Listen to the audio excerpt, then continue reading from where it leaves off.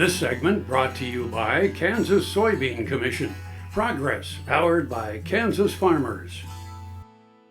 We see new technological advances every day, and the beef community is seeing the impact.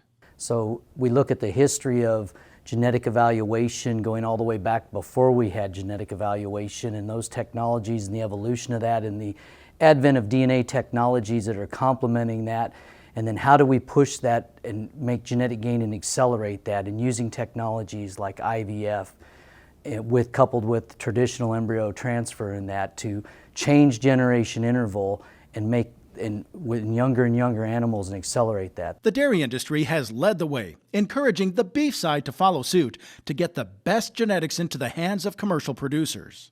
We're starting to see that evolution begin to happen in beef, and the beef industry, as these technologies are combined and come together, focus on quality of products, animal longevity, all these traits and the specifics that are going to be needed for commercial producers to continue to have success and make genetic gains and focus in on target markets is going to take bringing all these technologies together at all levels of the beef pyramid, as I call it, all the way from the nucleus genetics all the way down to the food we produce for our consumers. Improvements begin with knowing the baseline genetic merit of a herd, then using tools for targeted improvement.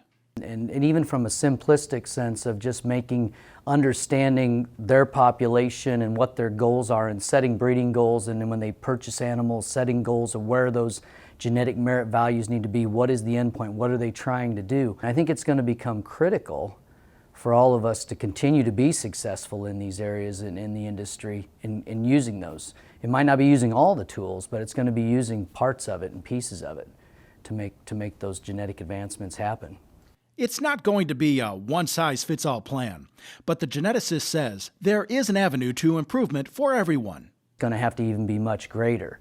And it's going to take the use of a lot of different technologies and finding that mix and match of what works in an environment and for you to continue to be profitable and be able for generations to come to utilize this. I'm Bob Cervera. Closed captioning brought to you by Ag Promo Source. Together we grow. Learn more